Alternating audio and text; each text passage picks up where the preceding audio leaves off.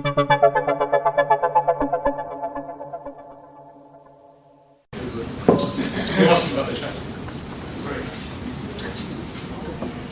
my talk this evening is, of course, a little bit farther out into the far future, and I'm asking you to open your minds and follow me. What if the future was simulated? What is a simulation? What is the virtual reality? Where are we headed with digitization of everything? My question to you really is, can you imagine a future where every sensorial experience is digitized, quantified, and predicted? If this sounds outrageous, you're not keeping up with what's really happening. Because what's happening right now in our society, as you take that picture, you are digitizing that one moment in time. You're making it a digital moment.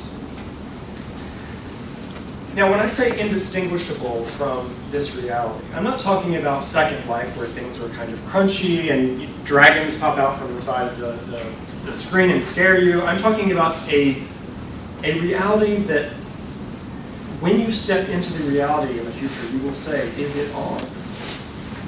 Think about that.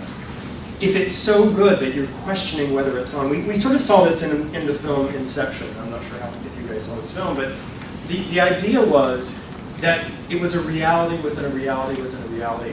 And we, in the end, find out that we're not sure if the entire thing was set in a digital reality itself.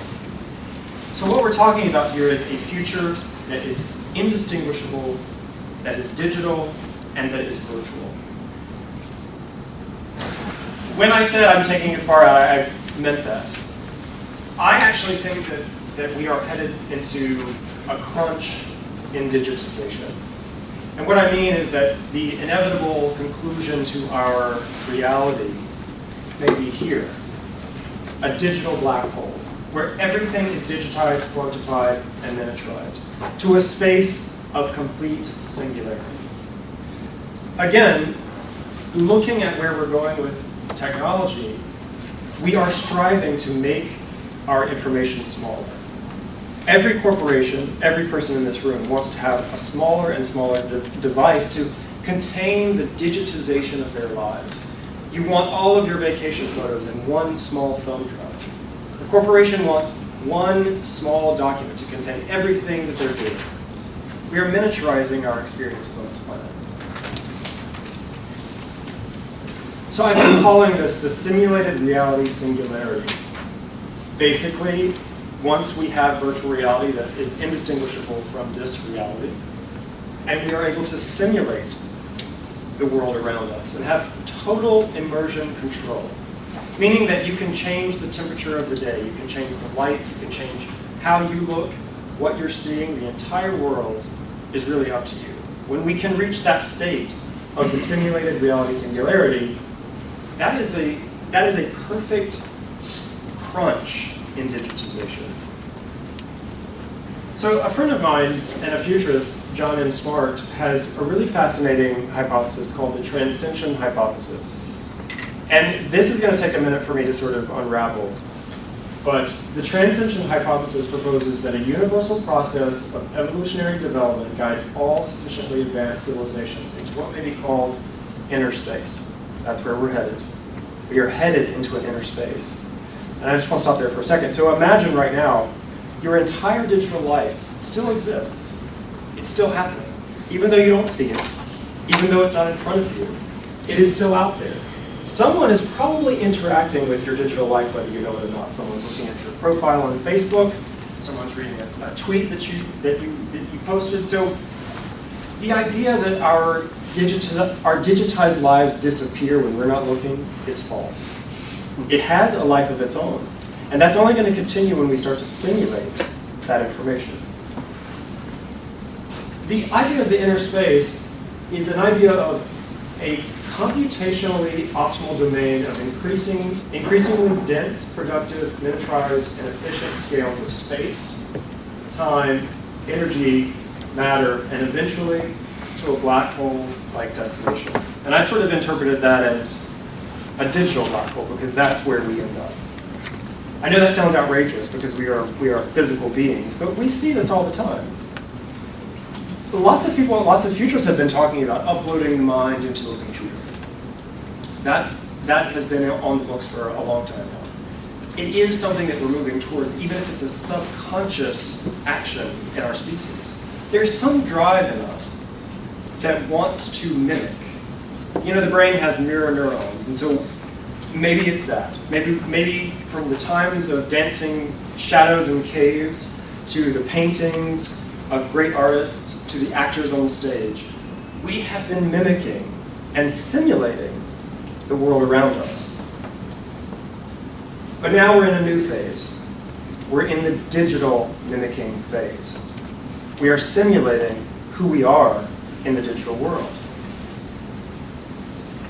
And just one more thing about this. The reason that hypothesis was so interesting to me is that the idea of the Fermi paradox, meaning that we're not finding so far, we're not finding extraterrestrial life in the cosmos, that hypothesis could be the reason why we're not finding it. We think of ourselves as moving out into space, and we assume that extraterrestrial life, if it does exist off this planet, that they will do the same, that they will move out into space. But that's not what we're doing on this planet. We're miniaturizing. We're going inward. Think about that for a second. We are going inward. So if that's happening here, more than likely, if there are other intelligent life or other intelligent life in the cosmos, they've probably done the same thing. So automation of everything plus digitization of everything is what will lead us into the simulated reality singularity. Now, when I say automation of everything, how do we get there? How do we automate everything? Self-replicating robots that are 3D printed, automated, and artificially intelligent will lead us into an economy not based on scarcity paywalls and resource hoarding, instead an economy of abundance and equality. A Star Trek economy, not a Star Wars economy. And trust me, you don't want to fire a laser in space. It has really horrible implications. You really want to be in space that's peaceful if we do go in that direction. So how do self-replicating robots work? How would we manifest the things that we need in our lives? Well, everyone's been hearing about 3D printers. We all know about 3D printers at this point. But how do we get the raw materials for these 3D printers to print the basic necessities of our lives? Our clothing, our food, our houses. Where do those raw materials come from? Who are the workers that are pulling those raw materials out of the ground? They're going to be self-replicating robots that are going to harvest the materials. They're going to ship those materials to you through a drone that's going to land on your lawn and deliver a packet that you're going to put in your 3D printer, and you're going to print another 3D printer with your 3D printer that can print anything. So right now we have 3D printers that are printing clothing, circuit boards with the soldering material already printed. Think about that. We're talking about printing a computer board that's ready to be tested. Digitization of everything. Biometrics, haptics, microfacial recognition. The thing that's interesting with digitizing who we are is that it's not just about what we're thinking. It's about our biology. I thought it was really interesting that when Apple released their fingerprint scanner, this was really the beginning of the biometric consumer market. It was maybe the first time people had ever had their finger scanned by a piece of technology. It was fascinating. I wrote an article about how this was the beginning of the consumer biometrics. Haptics. Of course, Apple's been using haptics for a very long time. Most of us have felt the effect of phantom haptics, right? How many of us have felt our leg vibrate and our phone is across the room? So it's changing our biology. It's changing our psychology. The interesting thing about haptics also is that when we talk about wearable technologies in the future and digitizing our experiences, imagine wearing a wearable computer suit, okay? It's a jacket, it's fitted to your body, and it has haptics installed into the system itself. And your wife or your husband, they're on vacation across the world, and it's your birthday. And suddenly you feel the vest vibrate and squeeze you. And you realize that what's happening is that your partner, also who's wearing another vest, is squeezing the vest. And you're having a haptic emotional, physical interaction with someone that's across the world. Sounds impossible, but we're texting people that live in different countries all the time now. 25 years ago, that would have been impossible. People would have said, you're crazy. If you would have said to someone 100 years ago, I'm going to give you a magic box that's going to allow you to look into anyone's life, to listen to their thoughts, and to see what it's like to be them, you may have been burned at the stake. So when you think about what I'm saying in these slides and you say, it sounds impossible, what I've been saying to people, we have to begin to embrace the impossible. The world is changing in ways that we've never seen before. And in 10 years, what we thought was impossible today will be possible. A virtual reality utopia. Utopia brings up a lot of fear for a lot of people, because most utopians want to control the world. But imagine if we were living inside or even visiting a simulated reality that was indistinguishable from the reality that we see around us. Imagine that you could stand on a beach anytime you wanted and feel the temperature of the water on your feet, the sand between your toes. And you could enjoy that sunset over and over and over again. And not that you could just enjoy the sunset, you could pause that scene. You could rewind that scene.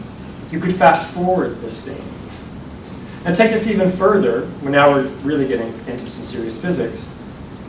What if we are able to use time dilation within these simulations? We could literally see people who experience thousands of years of time by slowing down their perception inside of the simulation. There have been several reports recently and studies that have talked about small species and how their perception of time is very different than ours. So imagine a fly or a squirrel has a very different perception of time than we do. To the fly, we are moving extremely slow. Its perception of time is very different. And so what I'm saying here is that if we can digitize our minds to a certain degree, and if we can interface with a simulation that feels extraordinarily real, not only could you stand on this beach and view the sunset, if it were a virtual three-dimensional space, you could look around at things that maybe you missed in that moment.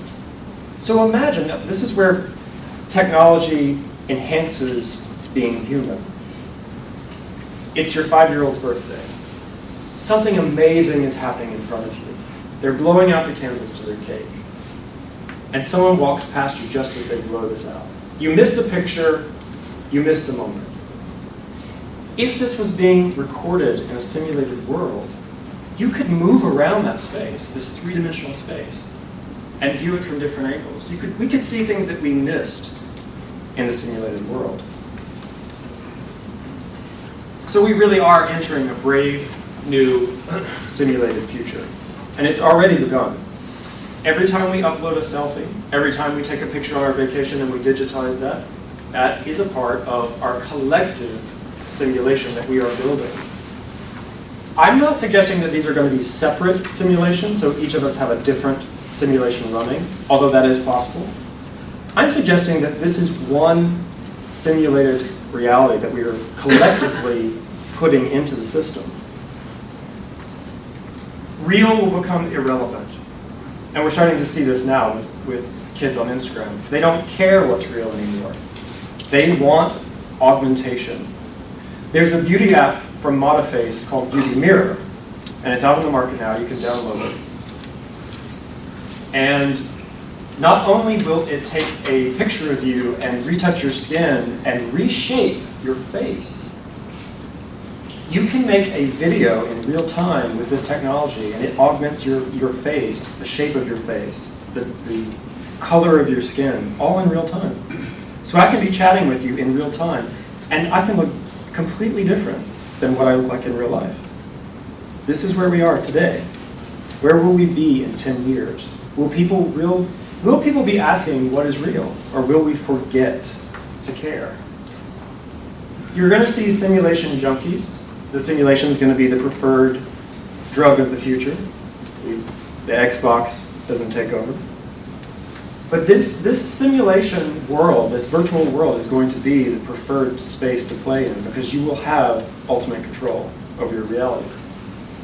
We'll drift in and out of these worlds with ease.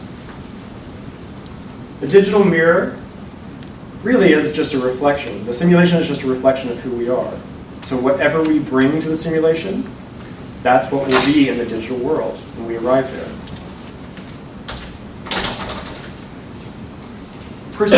Procedurally generated algorithmic perspective simulations. There's already a video game using this now, meaning that there's a finite amount of algorithmic code, but the computer is creating infinite variations, so that as you fly from world to world within this algorithm, everyone's seeing a different thing.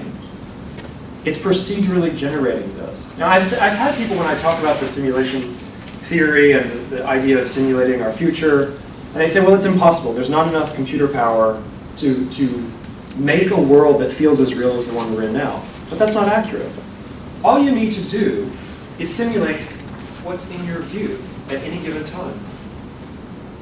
Right now, looking out of your eyes, I only need to simulate what you're seeing. What's going on out there or in the other room can be low resolution. We only have to simulate at a high res what we can see at any given time. So it is possible. The web will be virtual. We'll have to scan our bodies, and our avatars will replace us in the web. The web 3.0 is going to be simulated and virtual. Laser pattern recognition is going to augment that augmented reality space, where if you're wearing an Oculus Rift headset, it will scan the real world, so you can walk around the real world with this headset on. It will augment what's really there. We'll trade memories in simulated memory economies. We'll have implantables, not just wearables, so we'll interface with the simulation directly with our brains.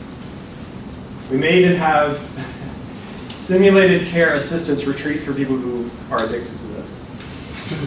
And the last thing I want to leave you with is probably the most important thing. There's been a lot of talk about millennials, but the millennial age has ended. We are entering the sim generation. And these kids take simulation and virtual reality extremely serious. You're going to see sim morality. What kind of moral guidelines will we have inside the simulation? What is acceptable? What's ethical? And finally, the demand for morphological freedom is probably the most important. These kids want to be dragons and robots. They don't care about male and female. They don't care about white and black. They want freedom. They want morphological freedom to be anything they want, have multiple experiences inside of that world. And that's what we're going to see. So finally, I'll just leave you with this. We are heading towards a digital black hole, and what goes beyond that digital horizon will last forever. Our love, our greed, our fear, and our dreams. We should consider carefully what we take with us. Thank you.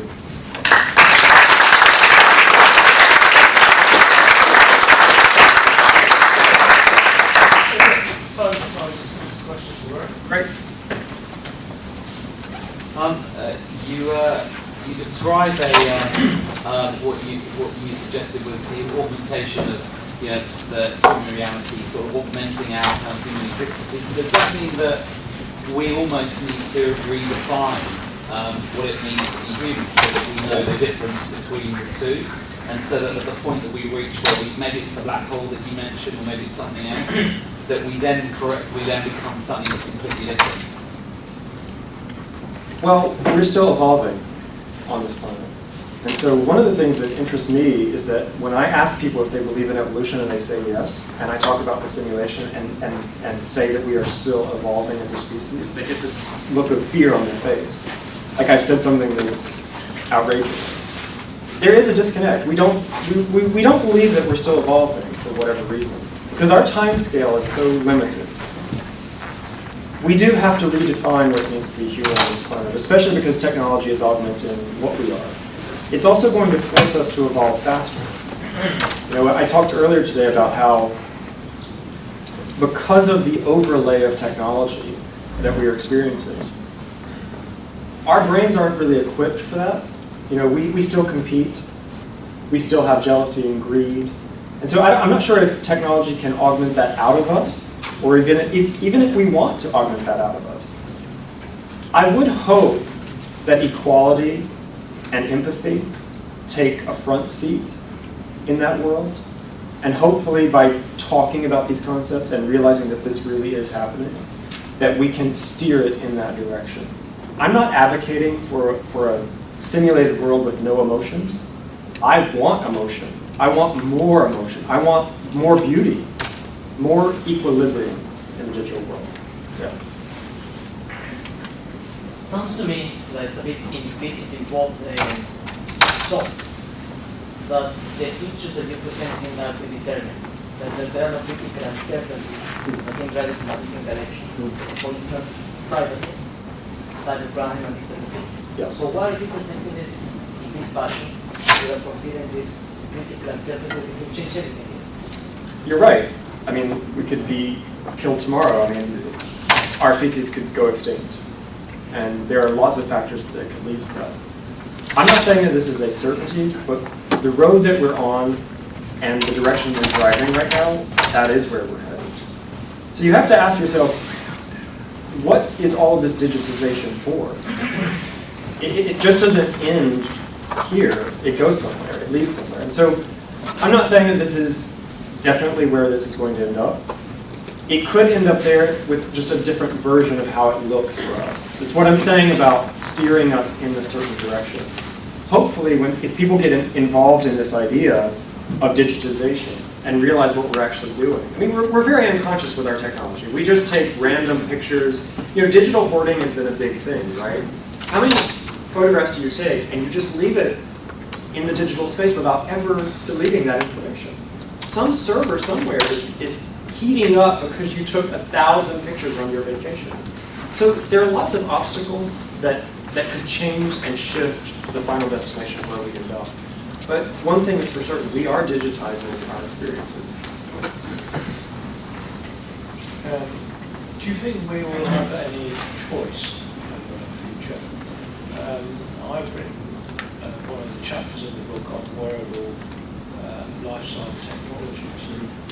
One of the conclusions I've reached is that we are almost like lemmings heading towards a cliff face. And we are authors of our own destiny. Do you think we will have any choice on where we finish up? Well, I mean, if you believe Nick Bostrom, and if we are in fact inside of the simulation already, that is a possibility, a very serious possibility. We may not have any choice. The code maybe had written itself long ago. And my personal feeling on this is that we may not have a choice. I have said often that technology is inherent in the substrate of our cosmos. You find geometry and you find numbers, basically, everywhere. We can't separate that from who we are. So I'm sort of leaning towards the idea that we are we are surfing a wave, so to speak. The wave is there. We don't have control over that wave. But maybe we have control over how we respond to it, to a certain degree. But the physics of the simulation, the physics of the future, that may be determined already, to a certain degree. Yeah. First, I just wanted to ask you if you've seen a series called Black Mirror. I have. Everybody has seen it. Particularly, it was just like, you just talked about living in the simulation currently, which happens with most people. Could it also be considered that, say, it's taking this long for us to evolve this far, and perhaps plants are also evolving, people say Mother Nature, people say things like ayahuasca, spirit medicine, stuff like that. It's also gone to a couple of thousand years. But, some people even said that's what some people might not want to see this as another form of addiction, the ultimate addiction in a sense, and that's what this being portrayed as. So they're not really into that sort of thing. And they will also be called witches, and actually, it's almost like two opposite ends of the spectrum that have quite a lot in common. So the question is, are we going to become addicted to this? That's something we definitely Of course, just like people are addicted to their phones now. Yeah. I mean, how many of us see people, they cannot get into a conversation because they're in their phone? How much of this is just going to be, is it just the way, people switch from a normal phone to a smartphone? Where you're saying it's going to actually, what if someone doesn't want to use it, for example, as much? What happens to sports and actually just playing football rather than, Well, here's the thing. There's going to be a certain amount of freedom because there are going to be people who rebel against technology. There always have been. But there are also going to be early adopters, right? So when Oculus Rift comes out with their headset, you can guarantee there's going to be people that are going to break into this, they're going to hack into this, they're going to use it for ways that we can't even imagine right now. And so addiction to that simulated world, especially if it's incredibly real, where you have ultimate control over that reality, that can be very addictive. I can imagine that that would be a problem for some people. The other problem is that we have a portion of the population on this planet that has a really hard time with reality anyway. Their reality testing is very low, and that's a very specific psychological term. That reality testing, if it's low, we have to decide, do we allow those people to enter a world where they can't tell what's real? So when we talk about the moral implications of the simulation, we have a lot to think about. But ignoring it and acting like it's not happening is a huge, huge mistake. So. Yeah.